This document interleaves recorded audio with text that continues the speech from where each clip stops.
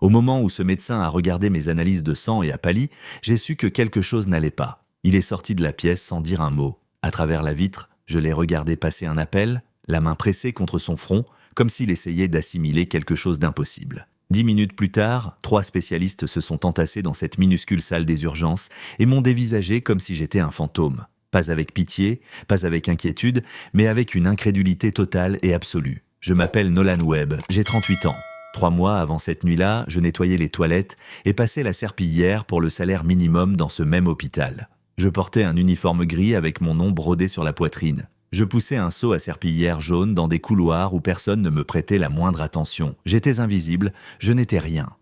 J'étais un homme dont la femme infidèle et son petit ami millionnaire avaient systématiquement détruit tout ce que j'avais passé 15 ans à construire. J'étais ingénieur en structure principale. Je gagnais 218 000 $ par an. Je concevais des bâtiments qui tiendraient debout pendant 100 ans. J'avais une maison en banlieue, un compte épargne-retraite, un avenir qui semblait stable et sûr. Puis, ma femme Simone a décidé que je n'étais pas assez ambitieux à son goût. Elle s'est trouvée un investisseur dans la technologie nommé Victor Holbrook, qui possédait 60 millions de dollars, un yacht et tout ce qu'elle estimait mériter. Elle ne s'est pas contentée de me quitter.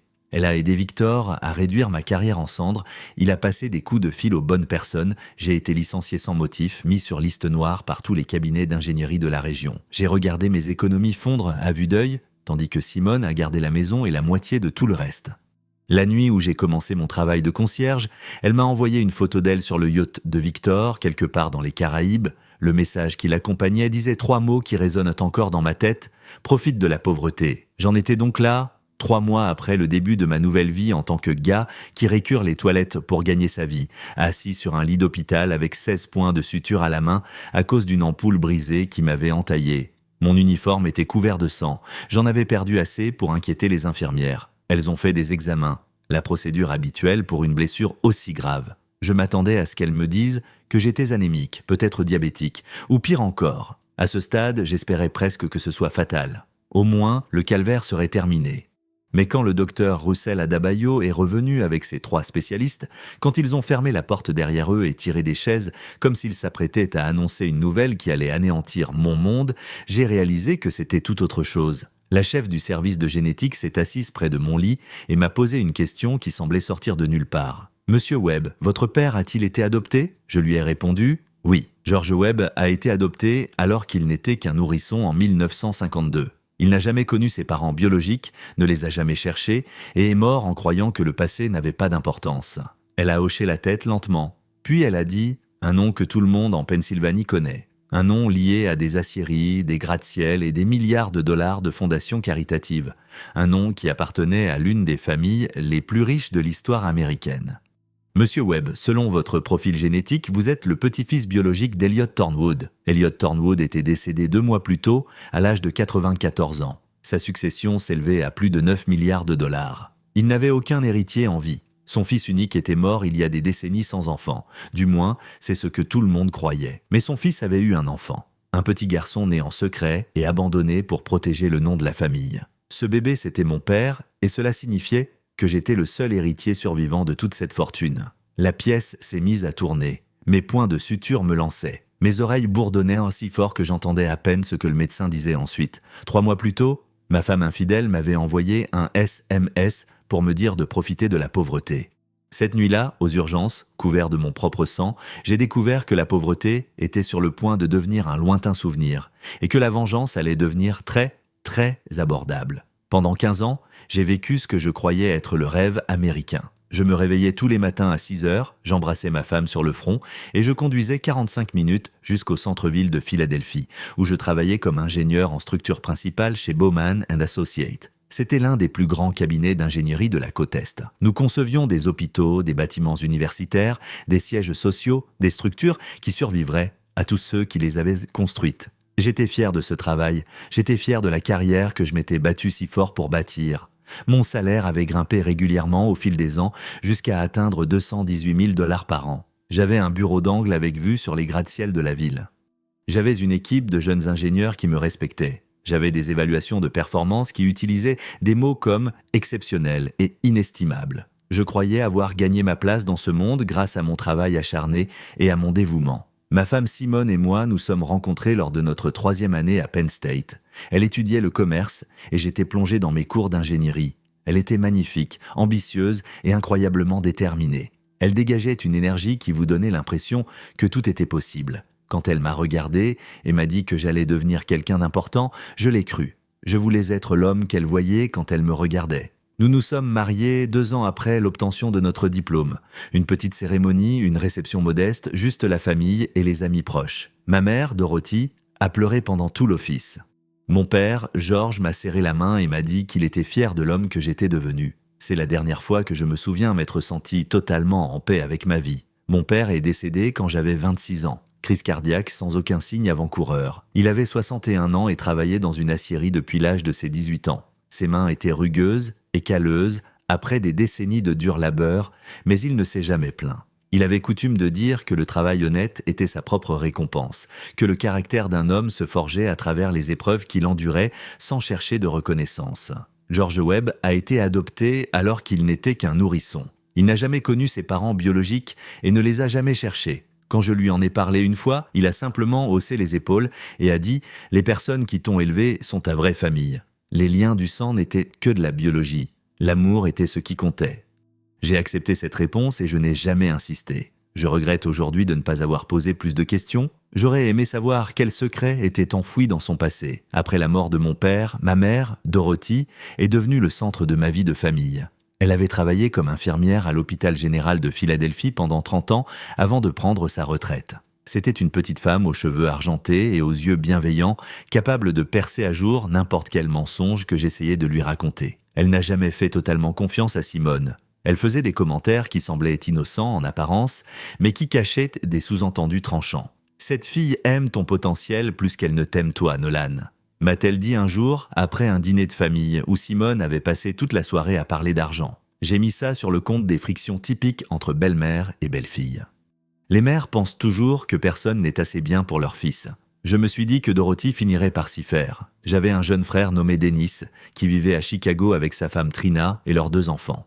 Nous nous parlions au téléphone toutes les quelques semaines, échangions des SMS sur les matchs de football américain et les nouvelles de la famille, mais nous n'étions pas particulièrement proches. Il avait sa vie et j'avais la mienne. Nous existions en parallèle sans beaucoup nous croiser. Ma vie tournait autour de 2 choses, ma carrière et mon mariage. Je me suis investi à fond dans les 2. Je travaillais tard le soir et le week-end pour respecter les délais. J'emmenais Simone en vacances dans les endroits qu'elle voulait visiter. Je lui achetais des bijoux pour nos anniversaires et je la surprenais avec des fleurs sans raison. Je pensais construire quelque chose de permanent.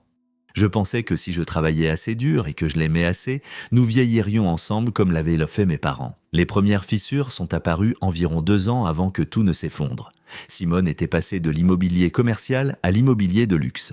Elle a commencé à assister à des événements de réseautage avec de riches clients, à des visites privées de Penthouse qui coûtaient plus que ce que je gagnerais en une décennie. Elle rentrait de plus en plus tard. Elle parlait constamment d'argent, des gens qui en avaient plus que nous, du style de vie qu'elle méritait. J'ai remarqué ces changements, mais je me suis convaincu que ce n'était que des phases. De l'ambition professionnelle, de la croissance de carrière, rien d'inquiétant. Je lui faisais une confiance absolue parce que je n'avais jamais eu de raison de ne pas le faire. Je croyais en notre mariage comme je croyais au bâtiment que je concevais, solide, permanent, fait pour durer. J'avais tort sur toute la ligne, et j'étais sur le point de découvrir à quel point. La nuit où j'ai découvert la vérité sur Simone, je suis rentré plus tôt du travail avec une migraine. La maison était silencieuse quand j'ai franchi la porte d'entrée, sa voiture était dans l'allée, mais elle n'a pas répondu quand je l'ai appelée. Je suis monté pour prendre un médicament et m'allonger dans le noir. C'est alors que j'ai entendu sa voix venir de notre chambre. Elle riait. Ce rire doux et séducteur que je ne l'avais pas entendu avoir avec moi depuis des années. Je suis resté derrière la porte et je l'ai écouté parler au téléphone. Il n'en a aucune idée. Il est tellement concentré sur ses petits plans et ses projets d'ingénierie qu'il ne remarque rien. Je pourrais faire ma valise et partir demain, il ne s'en rendrait probablement pas compte avant que le dîner ne soit froid. Ma poitrine s'est serrée. J'ai poussé la porte lentement. Elle était allongée sur notre lit dans un peignoir en soie, son téléphone collé à l'oreille, souriant à quelque chose que l'autre personne disait. Quand elle m'a vu planté là, son visage a blêmi pendant exactement 2 secondes. Puis elle a repris ses esprits et a dit à la personne avec qui elle parlait qu'elle la rappellerait. « Depuis combien de temps es-tu là ?» m'a-t-elle demandé. « Assez longtemps. » Elle ne s'est pas excusée. Elle n'a pas cherché d'excuses, elle a juste soupiré, comme si j'étais un désagrément qu'elle tolérait depuis trop longtemps. Il s'appelle Victor Hulbrook. C'est un client. Nous nous fréquentons depuis environ 8 mois. 8 mois? Elle a dit ça avec tellement de désinvolture, comme si elle me parlait d'un abonnement à la salle de sport qu'elle avait oublié de mentionner. J'ai senti mes genoux se dérober, je me suis accroché à l'encadrement de la porte pour me stabiliser. « Pourquoi ?» ai-je réussi à demander. Elle s'est levée du lit et s'est dirigée vers son dressing comme si nous discutions de ce que nous allions manger au dîner. « Parce que Victor ira loin, Nolan. Il a 60 millions de dollars. Il m'emmène à Paris pour le week-end. Il me présente aux personnes qui comptent vraiment dans ce monde. Toi, tu m'emmènes chez Applebee's et tu me parles de la résistance du béton. J'avais envie de lui hurler dessus. J'avais envie de jeter quelque chose, mais tout ce que je pouvais faire, c'était rester là, sous le choc, pendant que la femme que j'aimais depuis 15 ans démantelait notre mariage avec l'indifférence de quelqu'un qui ramène un pull à la mauvaise taille. « Je veux le divorce », a-t-elle déclaré. « J'ai déjà parlé à un avocat. Les 3 mois qui ont suivi ont été les pires de ma vie. Simone a emménagé dans le penthouse de Victor pendant que nos avocats se battaient pour les biens. Elle voulait la maison, elle voulait la moitié de ma retraite. Elle voulait une pension alimentaire parce qu'elle prétendait que sa carrière avait pâti de son soutien à mes ambitions. La cruauté de cet argument m'a donné le vertige. Je l'avais soutenue à chaque changement de carrière, chaque nouvelle certification, chaque événement de réseautage qui la faisait rentrer à minuit. Mais la dévastation financière n'était rien comparé à ce qui a suivi. 3 semaines après que Simone eut demandé le divorce, j'ai été convoqué dans le bureau de Richard Bauman, le PDG de mon cabinet. Richard était un homme grand, aux cheveux gris et au regard froid. Il avait bâti Bauman & Associates à partir de rien, et il dirigeait l'entreprise comme un royaume où il était la seule autorité qui comptait. « Asseyez-vous, Nolan ». Je me suis assis en face de son bureau pendant qu'il brassait des papiers et évitait mon regard. « Nous restructurons le département d'ingénierie. Votre poste a été supprimé avec effet immédiat. Les ressources humaines s'occuperont de vos indemnités de départ et récupéreront vos accès. » J'ai eu l'impression de recevoir un coup de poing dans l'estomac. Supprimé. « Richard, je suis ici depuis 15 ans. Mes évaluations de performance ont été irréprochables. Je viens de terminer le projet du centre médical de Harrisburg avec 2 mois d'avance sur le calendrier. Il m'a enfin regardé et il y avait quelque chose dans ses yeux qui m'a fait comprendre que cette décision n'avait rien à voir avec mes performances. La décision a été prise. La sécurité vous accompagnera à votre bureau pour récupérer vos effets personnels. » J'ai découvert plus tard ce qui s'était réellement passé. Victor Hulbrook avait des investissements dans 3 entreprises de construction qui travaillaient régulièrement avec Bauman & Associates. Il jouait aussi au golf avec Richard Bauman tous les dimanches dans un country club huppé de la banlieue. Victor avait passé des coups de fil. Il avait glissé quelques mots aux bonnes oreilles. Il avait décidé que ruiner mon mariage ne suffisait pas. Il voulait détruire ma carrière aussi. L'indemnité de licenciement était insultante. 8 semaines de salaire pour 15 ans de dévouement. Mon avocat m'a dit que je pouvais contester, mais qu'un procès coûterait plus cher que ce que je ne pourrais jamais récupérer. Le système judiciaire était conçu pour les personnes qui avaient les moyens d'attendre des années pour obtenir justice. Moi, je n'avais pas les moyens d'attendre des semaines pour faire mes courses.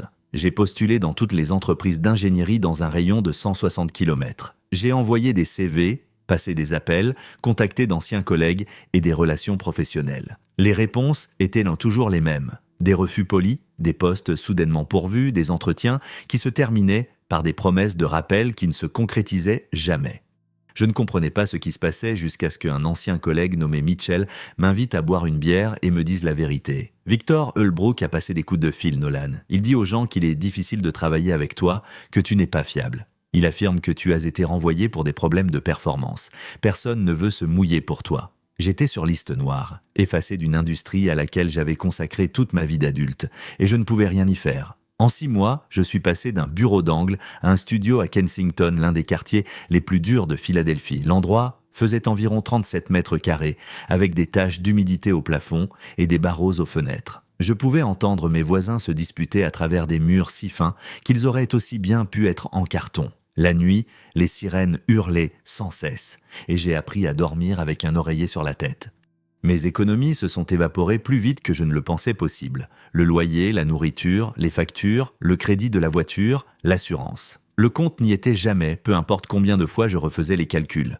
J'ai vendu ma montre, j'ai vendu mes clubs de golf, j'ai vendu tout ce qui n'était pas essentiel à ma survie. Ce n'était toujours pas suffisant. Ma mère m'appelait tous les jours. Elle me suppliait d'emménager avec elle, mais je ne pouvais pas faire ça. Elle avait 72 ans, vivait d'un revenu fixe de la sécurité sociale et de sa modeste pension. Sa maison était petite et sa santé n'était plus ce qu'elle était. Je refusais de devenir un fardeau de plus pour elle. « Je vais bien, maman », lui disais-je à chaque fois. « J'ai juste besoin de me remettre sur pied. » Je n'allais pas bien, je me noyais. Le seul emploi que j'ai pu trouver était un poste de concierge de nuit à l'hôpital général de Philadelphie. Le salaire minimum, 11,50 $ pour l'heure pour passer la serpillière, nettoyer les salles de bain, vider les poubelles et récurer des choses qui me retournèrent l'estomac. L'ironie de la situation ne m'échappait pas. Ma mère avait travaillé dans ce même hôpital pendant 30 ans en tant qu'infirmière respectée. Désormais, son fils poussait un seau à serpillière dans ses couloirs, tel un fantôme que personne ne voulait voir. Je faisais l'équipe de nuit, de 22h à 6h du matin. L'hôpital ne dormait jamais, mais les heures nocturnes avaient un rythme différent, plus calme, plus solitaire. Je me déplaçais dans des couloirs où les médecins et les infirmières passaient en trombe sans prêter attention à mon existence. J'étais invisible, juste un gars de plus dans un uniforme gris avec un badge que personne ne prenait la peine de lire. La honte était accablante. J'avais passé toute ma vie d'adulte à construire quelque chose dont j'étais fier. J'avais conçu des structures qui tiendraient debout pendant des générations. Maintenant, je récurais des toilettes et je ramassais des ordures pour moins d'argent que ce que je dépensais autrefois pour un seul dîner au restaurant avec Simone. La nuit où elle m'a envoyé ce SMS, j'étais à quatre pattes, en train de nettoyer un déversement dans la salle d'attente des urgences. Mon téléphone a vibré dans ma poche, je l'ai sorti et j'ai vu son nom sur l'écran. Contre tout bon sens, j'ai ouvert le message. C'était une photo de Simone et Victor sur un yacht, de l'eau bleu cristal en arrière-plan. Elle portait un bikini blanc et des lunettes de soleil surdimensionnées, adossé à lui, une coupe de champagne à la main. Il ressemblait à une publicité pour une vie que je n'aurais jamais. La légende sous la photo disait « Profite de la pauvreté, tu aurais dû être plus ambitieux ». J'ai fixé ce message pendant un long moment. Quelque chose s'est fissuré en moi. Pas brisé, fissuré. Il y a une différence. Se briser signifie abandonner. Se fissurer signifie que quelque chose est sur le point de changer. Je n'ai pas répondu. J'ai remis mon téléphone dans ma poche et j'ai fini de nettoyer par terre. Puis je suis retourné au travail parce que c'était la seule chose que je pouvais contrôler. Me pointer, faire le boulot, survivre un jour de plus. 3 mois ont passé dans un brouillard d'épuisement et de routine. J'ai perdu environ 9 kilos parce que je n'avais pas les moyens de manger correctement. J'ai arrêté d'appeler mes amis parce que je n'avais rien à leur dire. J'existais dans un brouillard de désespoir qui s'épaississait de jour en jour, la nuit où tout a changé a commencé comme n'importe quel autre. Je remplaçais une ampoule grillée dans une réserve près des urgences. L'ampoule était coincée et j'essayais de la dévisser quand le verre a éclaté dans ma main. La douleur a été immédiate et intense. Le sang a coulé de ma paume et de mon poignet, là où les bords dentelés avaient entaillé profondément ma peau. J'ai trébuché en arrière et j'ai renversé une étagère de fournitures. Le bruit a fait accourir une infirmière. Elle m'a trouvé affalé contre le mur, pressant un chiffon contre ma main, tandis que le sang imbibait le tissu. J'avais des vertiges. La pièce tournait. Elle a appelé à l'aide et soudain, j'ai été transporté aux urgences en tant que patient. Et non plus comme le gars qui nettoyait leur sol. Ils m'ont mis sur un lit et ont commencé à soigner ma main. Un jeune médecin du nom de Russell Adabio a examiné les plaies et m'a dit que j'aurais besoin de points de suture. 16 pour être exact. Il était calme et professionnel, avec des yeux bienveillants qui ne me regardaient pas de haut, contrairement à la plupart des gens. « Vous avez perdu une bonne quantité de sang », m'a-t-il dit tout en travaillant. Nous allons faire des analyses juste pour nous assurer que tout va bien. C'est la procédure habituelle pour une blessure aussi grave. J'ai hoché la tête et je l'ai laissé faire son travail. J'ai supposé qu'ils allaient de vérifier mon taux de fer, peut-être faire un test d'infection, des trucs médicaux de routine. Je n'avais aucune idée qu'une simple prise de sang allait percer un secret enfoui depuis près de 40 ans. Le docteur Adabio a terminé les points de suture et m'a dit de me reposer en attendant les résultats du laboratoire. Je me suis allongé sur ce lit d'hôpital, dans mon uniforme de concierge taché de sang, et j'ai fixé le plafond. J'ai pensé à mon père, Georges, et à la façon dont il me disait que les moments difficiles forgent le caractère. Je me suis demandé ce qu'il penserait s'il pouvait me voir maintenant. Je ne le savais pas encore, mais j'étais sur le point de découvrir des choses sur mon père qui allaient changer tout ce que je croyais savoir sur ma famille, mon sang et ma place dans le monde. Le docteur Adabio est revenu environ 1 heure plus tard, mais il n'était pas seul. 2 autres médecins l'ont suivi dans la pièce, tous deux arborant des expressions que je ne pouvais pas déchiffrer. Ils se sont tenus au pied de mon lit et ont échangé des regards, comme s'ils décidaient en silence qui parlerait en premier. « Monsieur Webb, nous avons trouvé des anomalies dans vos analyses de sang », a dit prudemment le docteur Adabio. « J'ai demandé à des collègues de se pencher sur votre cas. Mon cœur s'est serré. J'ai imaginé le pire, un cancer, une leucémie, une maladie rare qui serait le dernier chapitre de ma misérable histoire. Une partie de moi se sentait presque soulagée. Au moins, ce serait terminé. Dites-le-moi tout simplement, ai-je dit.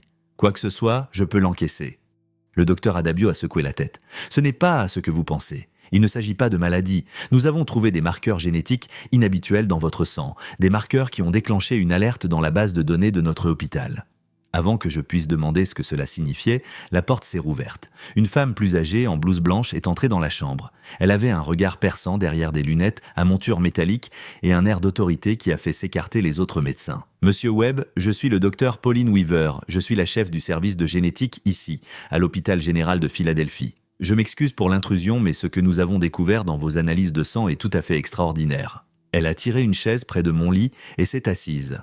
Les autres médecins sont restés debout, m'observant avec une intensité qui m'a donné des frissons. « J'ai besoin de vous poser quelques questions sur vos antécédents familiaux, a poursuivi le docteur Weaver. Plus précisément au sujet de votre père. A-t-il été adopté ? La question m'a pris au dépourvu. Oui, il a été adopté lorsqu'il était nourrisson en 1952. Il n'a jamais connu ses parents biologiques. Le docteur Weaver a hoché la tête lentement, comme si je venais de confirmer quelque chose dont elle se doutait déjà. A-t-il déjà essayé de les retrouver ? Des dossiers ? La moindre information ? Non, ça ne l'intéressait pas. Il disait toujours que les gens qui vous ont élevé sont votre vraie famille. Elle est restée silencieuse un instant. Puis, elle s'est penchée en avant et a parlé d'un ton à la fois doux et mesuré. « Monsieur Webb, votre sang contient des marqueurs génétiques que nous n'avons rencontrés qu'une seule fois auparavant dans toute notre base de données. Ces marqueurs sont associés à une lignée très spécifique. Une famille dont les dossiers médicaux font partie de notre système depuis des décennies, en raison de leurs dons substantiels à cet hôpital. » J'ai eu la bouche sèche. Quelle famille ? La famille Thornwood. Le nom m'a frappé comme un coup de poing. Tout le monde en Pennsylvanie connaissait les Thornwood. Elliot Thornwood avait bâti un empire de l'acier au début des années 1900, ce qui avait fait de lui l'un des hommes les plus riches d'Amérique. La fondation Thornwood avait fait don de centaines de millions de dollars à des hôpitaux, des universités et des œuvres caritatives à travers le pays. Leurs noms figuraient sur des bâtiments, des bourses d'études et des centres de recherche dans tout l'État. Elliot Thornwood était décédé 2 mois plus tôt, à l'âge de 94 ans. Sa mort a fait la une des journaux pendant des semaines parce qu'il laissait derrière lui une succession d'une valeur de plus de 9 milliards de dollars. Mais il y avait une complication liée à l'héritage que les avocats et les journalistes décortiquèrent depuis. Elliot n'avait aucun héritier vivant. Son fils unique, Franklin Thornwood, était mort dans un accident de voiture en 1985. Franklin ne s'était jamais marié et n'avait pas d'enfant, du moins, c'est ce que prétendait la version officielle. Lorsqu'Elliot est décédé, son testament précisait que sa fortune reviendrait à tout descendant biologique. S'il n'y en avait aucun, le domaine serait dissous et distribué à diverses fondations caritatives. Le docteur Weaver a observé mon visage alors que les pièces du puzzle commençaient à s'assembler dans mon esprit. Monsieur Webb, selon votre profil génétique, vous êtes le petit-fils biologique d'Elliot Thornwood. Votre père, George, était le fils illégitime de Franklin Thornwood. Il est né en 1952, fruit d'une liaison que Franklin a eue avec une femme qui travaillait dans le domaine familial. La grossesse a été dissimulée et le bébé a été confié à l'adoption pour protéger la réputation de la famille. Je ne pouvais plus respirer. La pièce semblait rétrécir autour de moi. « C'est impossible » ai-je murmuré. Mon père n'était personne. Il a travaillé dans une aciérie toute sa vie. Il n'a jamais eu d'argent. Il n'a jamais eu de relation. Il n'a jamais su qui il était vraiment, a dit doucement le docteur Weaver. Les dossiers d'adoption ont été mis sous scellé. La famille Thornwood s'en est assurée. Mais l'ADN ne ment pas, monsieur Webb. Nous avons fait le test 3 fois pour en être certains. Vous êtes le petit-fils de Franklin Thornwood. Vous êtes le seul héritier survivant de la succession Thornwood. Les semaines suivantes ont été un véritable ouragan d'avocats, de vérifications d'ADN et de frénésie médiatique. L'équipe juridique de la fondation Thornwood a d'abord contesté ma demande. Ils avaient passé des mois à se préparer à distribuer la succession selon les volontés caritatives d'Elliot. L'apparition soudaine d'un concierge surgi de nulle part prétendant être l'héritier perdu ressemblait au scénario d'un mauvais film. Mais les preuves étaient indéniables. 3 laboratoires indépendants ont confirmé mon lien génétique avec la lignée Thornwood. Des généalogistes ont retracé les dossiers d'adoption de mon père jusqu'à un orphelinat catholique de Pittsburgh qui avait reçu des dons importants de la famille Thornwood en 1952, l'année même où George Webb était né et avait été abandonné. La bataille juridique a duré 6 semaines. En fin de compte, les tribunaux ont statué en ma faveur. Le testament d'Elliot Thornwood était explicite. Tout descendant biologique hériterait de tout. Par un froid jeudi après-midi à Pittsburgh, je me suis assis dans une salle de conférence, entouré d'avocats, et j'ai officiellement accepté mon héritage, 9,4 milliards de dollars. Je suis sorti de ce bâtiment dans l'air hivernal et j'ai senti le froid piquer mon visage.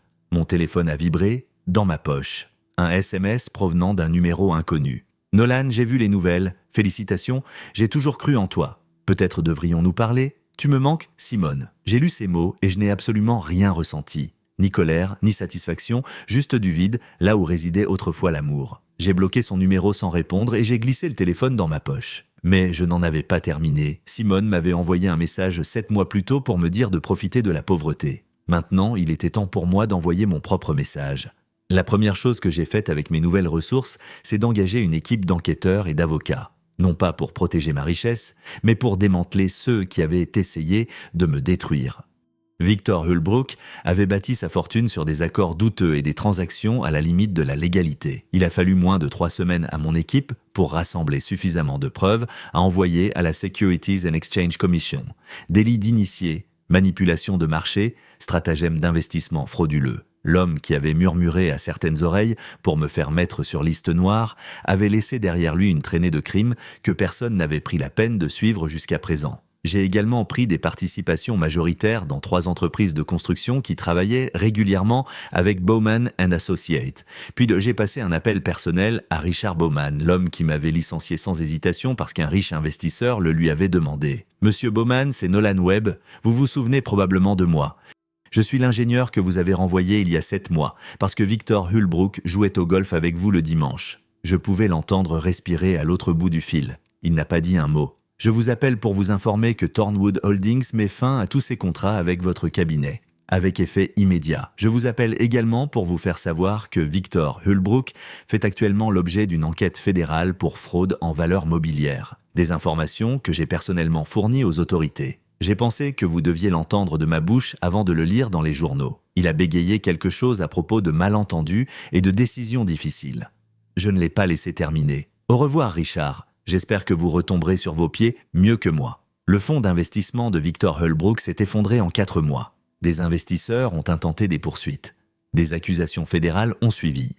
Ces 60 millions de dollars se sont évaporés en frais juridiques et en règlements à l'amiable. L'homme qui m'avait volé ma femme et détruit ma carrière s'est retrouvé sans rien d'autre que des dettes et le déshonneur. Simone avait épousé Victor 2 mois après la finalisation de notre divorce. Elle m'avait échangé contre ce qu'elle pensait être une amélioration permanente, mais quand l'empire de Victor s'est effondré, elle s'est retrouvée attachée à un navire en train de couler. Elle a demandé le divorce 8 mois plus tard. J'ai entendu dire qu'elle était retournée vivre chez sa sœur dans l'Ohio. Je ne lui ai plus jamais parlé. J'ai pensé à la contacter, non pas pour me réconcilier, mais pour dire quelque chose pour lui faire savoir que j'avais survécu à ce qu'elle avait essayé de me faire subir. Mais à chaque fois que j'y songeais, je réalisais que mon silence était le message le plus puissant que je puisse envoyer. Elle passerait le reste de sa vie à savoir que l'homme qu'elle avait jeté comme un moins que rien était devenu l'une des personnes les plus riches du pays. Ce fait l'arrangerait bien plus que n'importe quel mot que je pourrais prononcer. L'argent a changé ma situation, mais j'ai refusé qu'il change qui j'étais. Je n'ai pas acheté de manoir, ni de flotte de voitures, ni aucune de ces choses ridicules que les gens s'attendent à voir chez les milliardaires. J'ai acheté une modeste maison de 4 chambres dans un quartier calme de la banlieue de Philadelphie. J'ai embauché un petit personnel pour m'aider à gérer mes affaires. J'ai vécu simplement, car la simplicité m'avait appris ce qui comptait vraiment. La première grande décision que j'ai prise a été de faire don de 4 milliards de dollars à la fondation Thornwood. Elliot Thornwood avait passé sa vie à construire quelque chose qui lui survivrait. Je voulais honorer cet héritage. La fondation a étendu son action dans les domaines de l'éducation, de la santé et de la lutte contre la pauvreté. Je me suis activement impliqué pour diriger l'affectation des fonds en m'assurant qu'ils parvenaient aux personnes qui en avaient le plus besoin. Ma mère, Dorothy, a emménagé dans un magnifique cottage près de Valley Forge avec un jardin dont elle avait toujours rêvé. Je lui rends visite tous les dimanches pour dîner. Elle me prépare du rôti de bœuf braisé et me raconte des histoires sur mon père que je n'avais jamais entendues auparavant. Parfois, elle pleure encore quand elle me regarde, incapable de croire au chemin parcouru depuis ces jours sombres où je passais la serpillière en me demandant si la vie valait la peine d'être vécue. Je suis retourné à l'hôpital général de Philadelphie au printemps dernier, non pas comme patient ou comme concierge, mais comme bienfaiteur. J'ai fait don de 50 millions de dollars pour construire une nouvelle aile dédiée à la formation en soins infirmiers et aux soins des patients. Ils l'ont baptisé le Centre d'excellence en soins infirmiers Dorothy Webb. Quand ma mère a vu son nom sur ce bâtiment, elle s'est effondrée en larmes dans mes bras. Ce fut le moment dont je suis le plus fier de toute ma vie. Le docteur Russell Adabio travaille toujours à l'hôpital. Il est désormais le chef du service des urgences, une promotion financée en partie par mes dons. Nous déjeunons de temps en temps ensemble. Il m'a raconté un jour qu'il avait failli ne pas demander ses analyses de sang supplémentaires la nuit où je m'étais coupé la main. Quelque chose lui a juste dit de creuser un peu plus. J'y pense souvent. Comment une seule décision prise par un jeune médecin a changé toute la trajectoire de mon existence. Mon frère Denis et moi sommes plus proches que nous ne l'avons jamais été. Ses enfants m'appellent oncle Nolan et me supplient de leur raconter l'histoire de la façon dont je suis passé de nettoyeur de toilettes à héritier milliardaire. Je leur raconte une version édulcorée qui omet la douleur et la trahison. Ils n'ont pas besoin de savoir pour les nuits où je restais éveillé à me demander si quelqu'un remarquerait ma disparition. Ils ont juste besoin de savoir que leur oncle n'a jamais baissé les bras. J'ai appris quelque chose durant ces mois sombres, quelque chose qu'aucune somme d'argent ne pourrait jamais m'enseigner. Votre moment le plus bas n'est pas votre moment final. La nuit où je me suis assis sur ce lit d'hôpital, le sang imbibant mon uniforme, je n'avais rien. Pas de carrière, pas de mariage, pas d'espoir, j'étais prêt à m'abandonner à ces ténèbres qui m'attiraient depuis des mois. Mais j'ai continué à être là. J'ai continué à mettre un pied devant l'autre, même quand chaque pas me semblait vain. Je ne savais pas que mon sang portait un secret valant des milliards. Je ne savais pas que mon père était le fils caché de l'une des familles les plus riches d'Amérique. Je savais seulement que baisser les bras n'était pas une option parce que ma mère m'avait mieux élevé que ça. Et mon père m'avait appris que le caractère se forgeait dans l'endurance. L'ADN dans mes veines ne m'a pas sauvé. L'argent ne m'a pas sauvé. Refuser d'abandonner m'a sauvé. Me pointer à ce boulot de concierge nuit après nuit m'a sauvé. Survivre, quand la survie semblait impossible, m'a sauvé. Simone m'a dit un jour que je n'étais pas assez ambitieux. Elle avait tort. Je n'étais pas ambitieux pour les choses qu'elle valorisait. J'étais ambitieux pour quelque chose de bien plus important. J'avais l'ambition de rester un homme de bien, même quand le monde m'avait donné toutes les raisons de devenir amer et brisé. Mon père George n'a jamais su qu'il était un Thornwood. Il est mort en croyant qu'il n'était que le fils d'un ouvrier sidérurgiste qui avait vécu une vie simple. Mais il m'a élevé avec des valeurs qu'aucun héritage ne pourrait jamais offrir. Il m'a appris que le travail honnête confère de la dignité. Il m'a appris que les gens qui vous aiment sont votre vraie famille. Il m'a appris que le sang n'est que de la biologie, mais que le caractère est un choix que vous faites chaque jour. Je suis Nolan Thornwood Webb. Je suis un milliardaire, un ingénieur, un fils, un frère et un homme qui a un jour nettoyé des toilettes pour 11,50 $ de l'heure. Je suis toutes ces choses parce que chaque expérience a fait de moi la personne que j'avais besoin de devenir. Et je suis la preuve vivante que votre histoire n'est pas terminée tant que vous n'avez pas décidé qu'elle l'était. Si cette histoire vous a touché, si elle vous a rappelé que toucher le fond n'est pas la fin, j'ai besoin que vous fassiez quelque chose pour moi tout de suite. Cliquez sur le bouton j'aime et partagez cette vidéo avec quelqu'un qui a peut-être besoin de l'entendre aujourd'hui. Vous ne savez jamais qui, dans votre entourage, lutte en silence et a besoin d'un rappel que sa percée pourrait être au coin de la rue.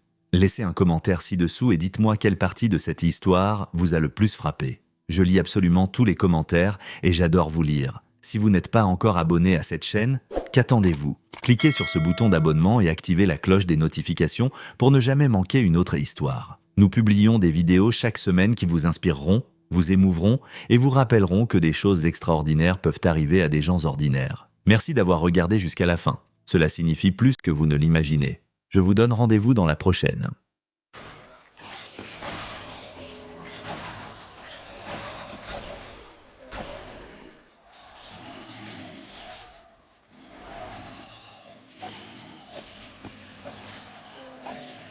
Че, блин, мало, слабенько нитки идут.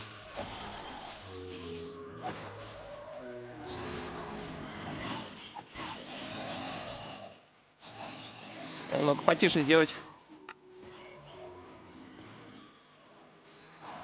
А. М.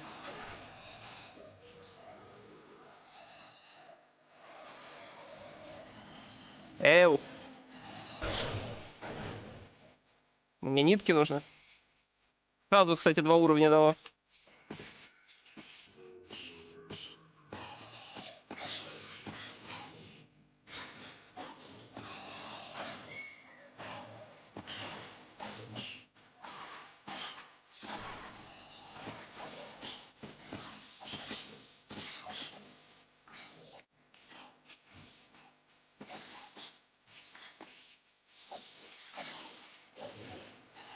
Нитку мне больше.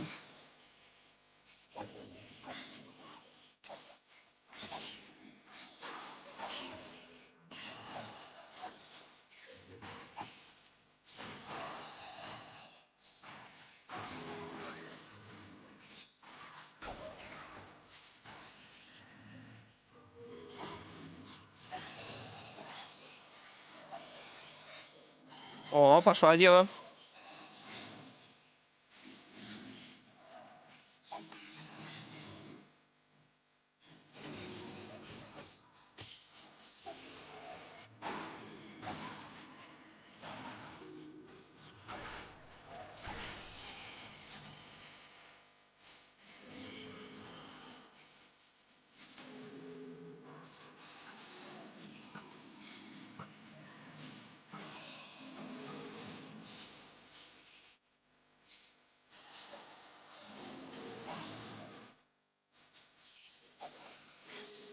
Ты пока мне там подгон. Какой у тебя ник?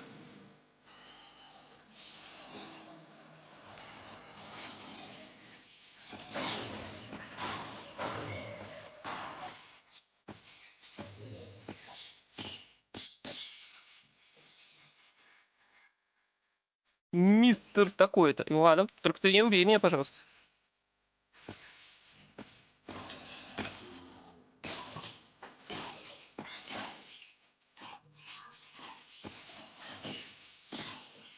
Уже знакомое что-то. А это сервер.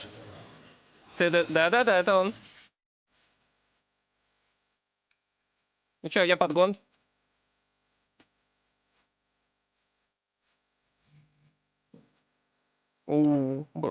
Хорош. Я смотрю, мы тут еще тебе алмазов нашли.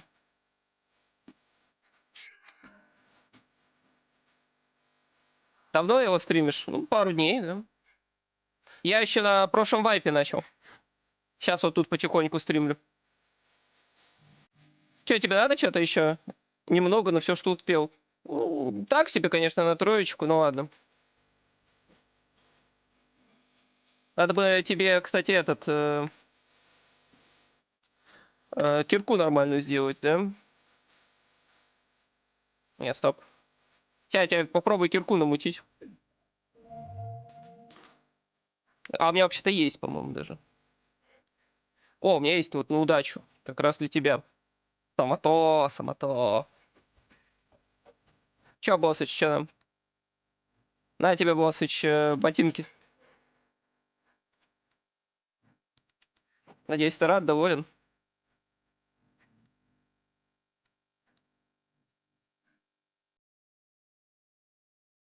Сейчас зайду, наверное, гляну, что там. Ну, давай.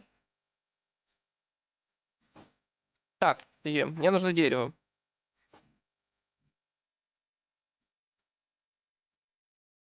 Вау, кто же это? Ща получше тебе на кирку тебя зачарить. У меня все равно опыт есть.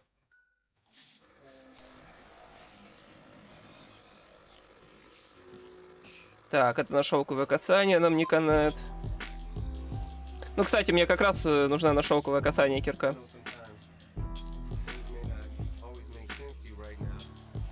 А вот на эффективность